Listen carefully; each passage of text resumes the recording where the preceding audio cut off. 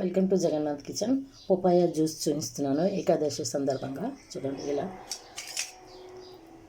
తొక్కలు మొత్తం తీసేసుకున్నాను. ఇప్పుడు పీసెస్ చేసి మిక్సీ పట్టి చూపిస్తానండి మీకు. చూడండి,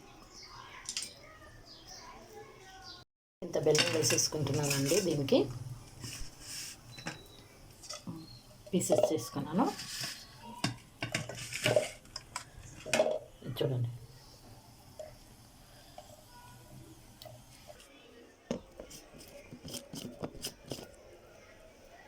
చూడండి, పపాయ జ్యూస్ రెడీ అండి.